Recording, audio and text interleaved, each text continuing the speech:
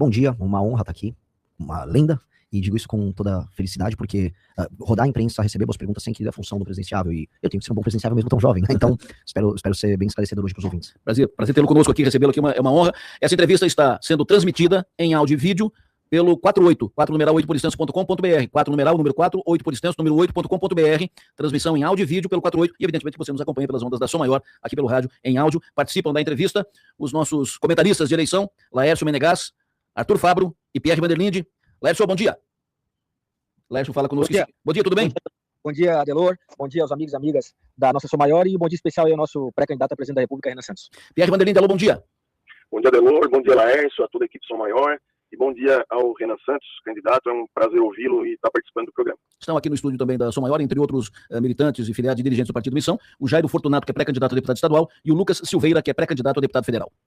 Renan, primeiro me fala dessa tua experiência, vindo de Chapecó, desceu a Serra do Rio do Rastro, conheceu a nossa Serra Catarinense, e essa, não só a Serra, como os municípios da Serra, conheceu vinícolas lá em São Joaquim ontem. Me fala um pouco disso.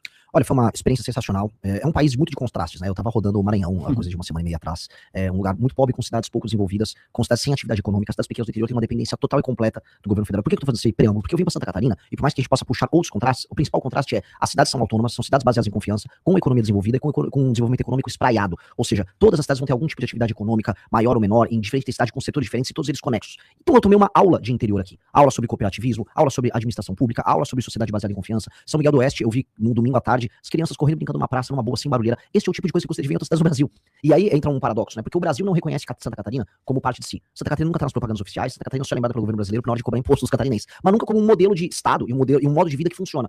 E nós temos que mudar isso. O Brasil tem que ser mais como Santa Catarina. O Brasil tem que parar de reconhecer os seus defeitos, que às vezes acha que é uma característica nossa, por exemplo, a favela, ou esse elemento que existe no Rio de Janeiro, da bagunça, e começar a olhar em lugares como Santa Catarina, um lugar de inspiração, e falar: isso também é Brasil, e o Brasil precisa ser mais assim. Então, ao longo de todo esse processo que eu rodei de Chapecó, fui até a fronteira com a Argentina, depois fui pro meio do estado, passei por Lages, desci a serra e tô chegando aqui, o que eu vejo é esse modelo de cidades, cooperativismo, formação de classe média e sociedade baseada em confiança. Isso é muito bom. E isso aqui tem que ser exportado para o resto do Brasil. Você é um candidato que faz um enfrentamento ao petismo, faz um enfrentamento ao bolsonarismo, ao lulismo e ao bolsonarismo. O candidato vai pelo meio. Como é que você pretende furar a bolha? Hoje tem duas bolhas muito fortes, dois núcleos muito fortes que polarizam a eleição. Como é que você pretende furar as bolhas e quebrar essa polarização? Olha, isso é um bom termo, essa é uma pergunta muito difícil, né? Porque boa parte da política brasileira tenta descobrir uma resposta para essa equação.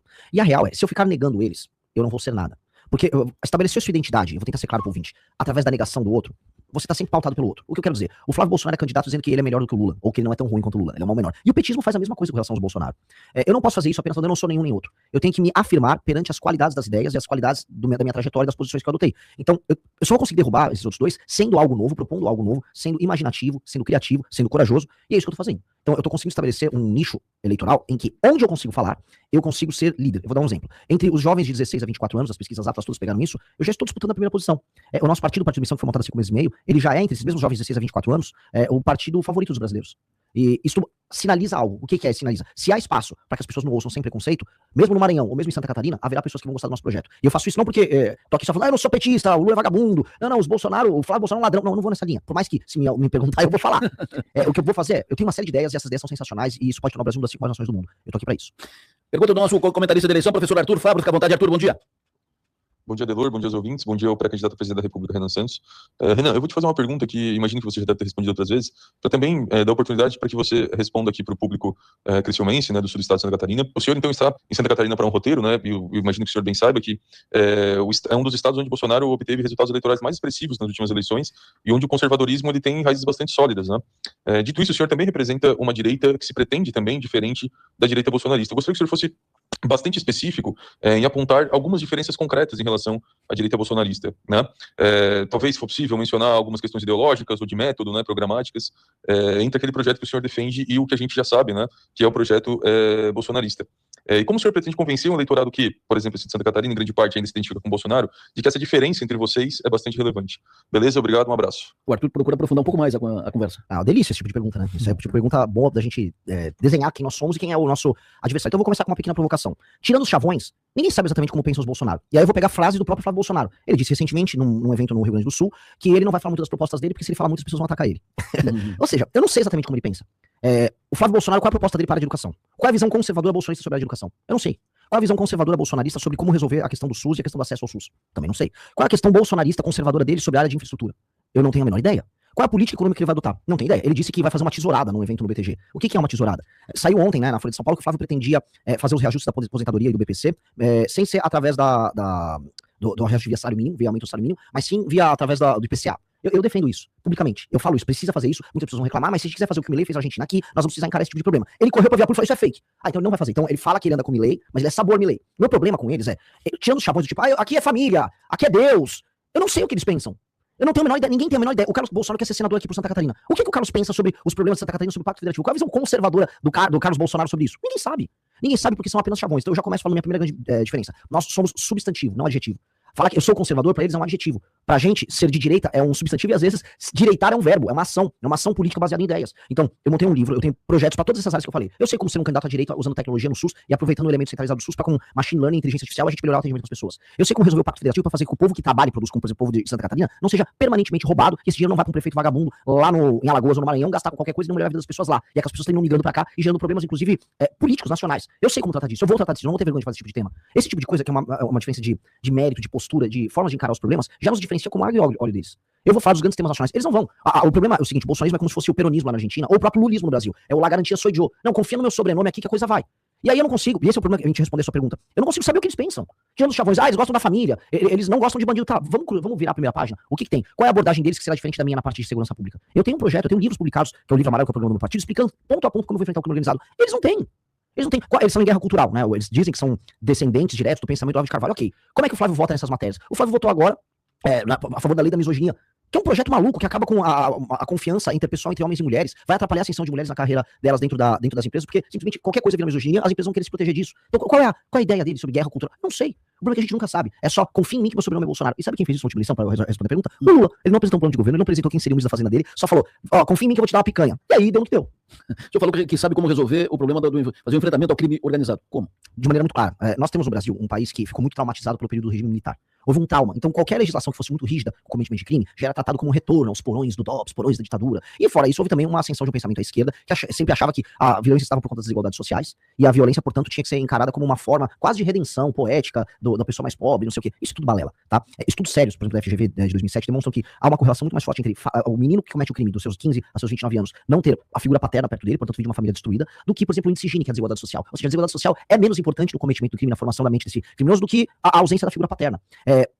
Outra pesquisa que foi feita, muito importante, demonstra que presidiários, foi o Gakia que trouxe essa pesquisa, Pérez Chiquida. Presidiários, eles têm medo, e essa pesquisa foi feita presidiários, de penas muito altas como prisão perpétua, até pena de morte, e isso faria eles serem dissuadidos de cometer crimes. Então, o que a gente já sabe é que toda a literatura internacional nos mostra penas mais altas, certeza de punição, e aí você abordar esse jovem dos 15 aos 29 anos, porque a maior parte dos crimes violentos são cometidos nessa época, inclusive com tratamento psicológico nas escolas, acompanhamento, e é por isso que as escolas militares são um sucesso, você tem a figura masculina próxima, você começa a diminuir o cometimento de crime. Só que aí tem um outro elemento.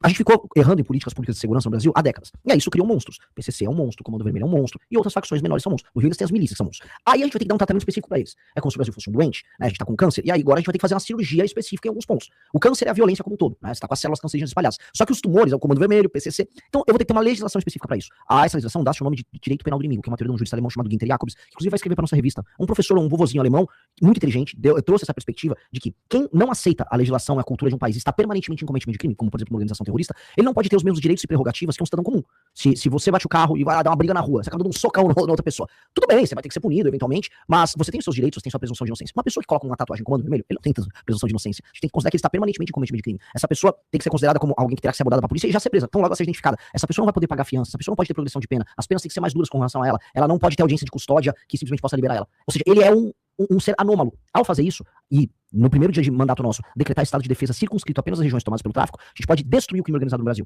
E aí, ou os bandidos se entregam de maneira pacífica, ou a gente prende ou mata eles de maneira clara. E aí, esses caras vão pra cadeia, e aí a gente começa um novo capítulo no Brasil, que é recuperar as dezenas de milhões de pessoas que vivem nas favelas do Brasil. Que é ali onde o crime é cometido, é ali onde esses meninos que entram pro crime são gestados. E é ali que a gente tem que atacar no sentido positivo, desfavelizar, criar bairro, fazer investimentos poderosos de infraestrutura, pra gente alterar essa dinâmica e recuperar pro Brasil esses milhões de cidadãos.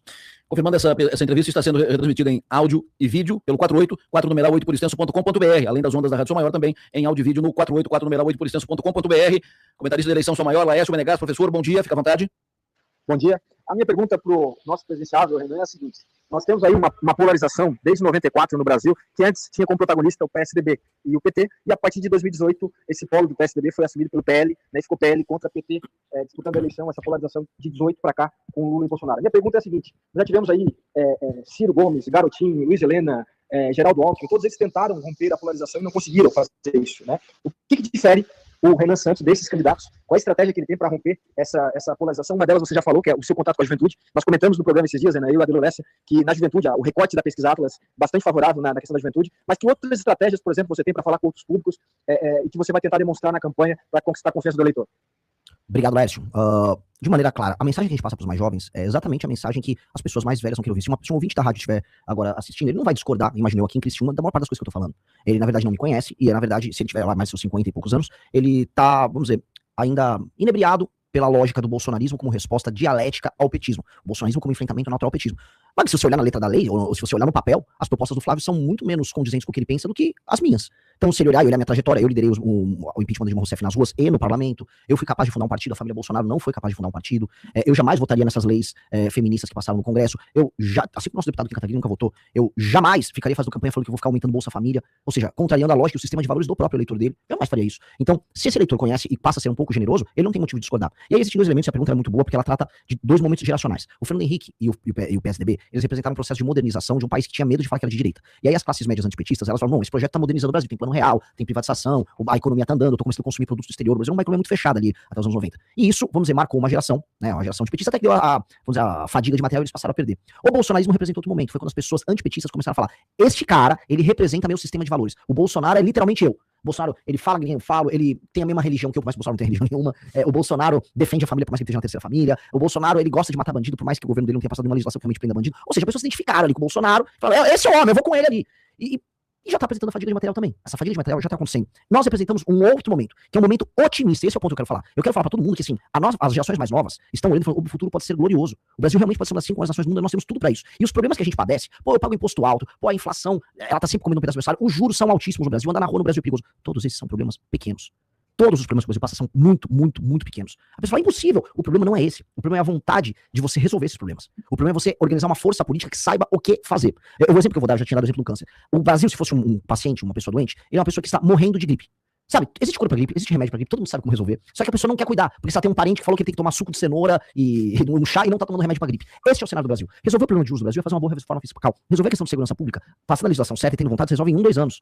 Resolver a questão da reforma administrativa dos estados e municípios para fazer eles serem autossustentáveis, como são aqui em Santa Catarina, a gente resolve em 3, 4 anos. É questão de resolver uma equação política. Isso é difícil.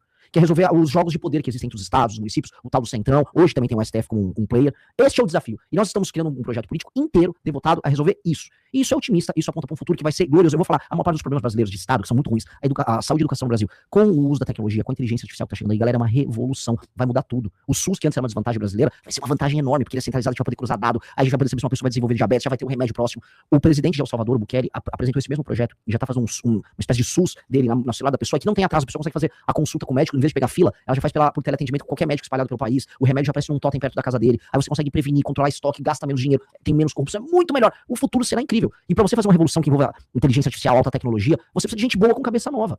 E é isso que a nossa geração tá aprendendo a ser, a geração que vai usar a tecnologia para fazer com que o Brasil diminua o gap, a distância que a gente tem dos países maiores. E a gente vai conseguir. Então, por que eu sou otimista sobre o futuro e por que esse é um projeto diferente dos outros? Porque a resposta que já tá tendo dos mais jovens mostra que isso está convencendo os corações e mentes das pessoas que já estão entendendo que o caminho é outro. E aí é um processo de convencimento, é um processo natural. Já aconteceu com o Milei na Argentina, já aconteceu com o Trump nos Estados Unidos. O próprio Bolsonaro teve um pouco disso. Isso está acontecendo com a gente.